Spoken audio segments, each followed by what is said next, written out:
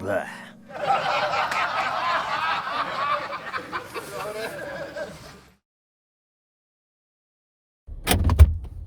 All right, this one's gonna sound a little rough. I don't have my microphone on me, and we're driving in a car. So I will do the best I can. It's gonna be quick and dirty, quick and dirty. Just got out of Spookies. I saw it was playing and just very impulsively decided to go check it out with my Alamo Draft House season pass, and wow, I literally knew nothing about Spookies. It's just one of those covers that you always see at the video store or, you know, on streaming sites or whatever.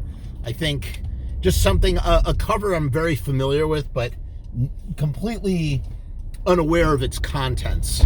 And so I had absolutely no idea what to expect. As it turned out, Michael Gingold and the directors were in the house because they're doing a double feature screening, which I could not stay for. I had to bounce. I really wanted to stay. They're about to screen a documentary about the making of Spookies, and they're going to do a Q&A with everybody at the end. Couldn't stay for it, which sucks. I really want... Probably all of the answers to all of my questions are in that documentary and that Q&A. I used to film the Q&As here all the time and upload them, a lot of them with Michael Gingold from Rue Morgue and Fangoria. So anyway, this movie is virtually undescribable. Like, I mean, I'm gonna try my best.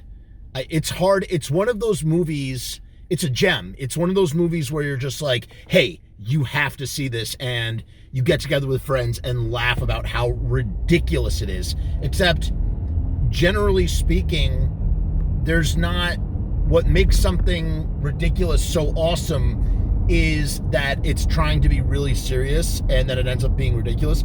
In this case, I think there's that element, but what takes it to a whole nother level is the practical effects, the special effects.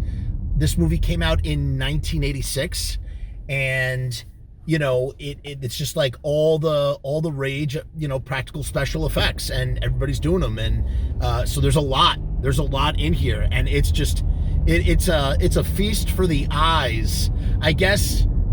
So another thing that's interesting is you can tell, I mean, I think I would know actually, because I made a movie that started off as one movie and ended up as another. You can tell that this movie is a bunch of different movies, incomplete movies, cobbled together into one movie.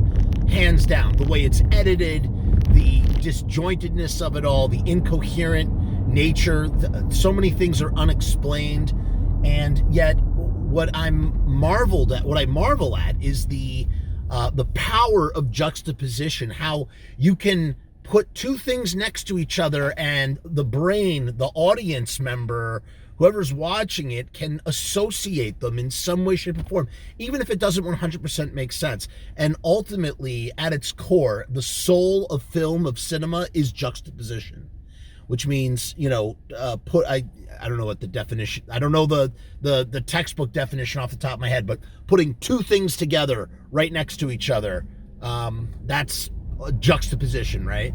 And so they took three clearly incomplete ideas and meshed them all together. You get zombies, you have a haunted house, you have a sorcerer, you have a weird cat man, you have a ghoulish monk son with blue skin and fangs, you have an old wizard sorcerer guy, you have a young bride who then somehow magically becomes a girl running away from zombies for the last, 10-15 minutes of a movie. You have these crazy, this crazy group of people. None of them make sense. Here's the thing. Not a single thing ever gets explained in Spookies. We don't know why these people are driving in the middle of the night. They just are looking for a place to party. There's all the couples are all mismatched. It's like you're instead of your group of 80s teens, you have all these mismatched couples, just driving in two cars. There's one guy who has a puppet. He talks with the puppet, and he wears a t-shirt with his picture on it and a picture of his puppet.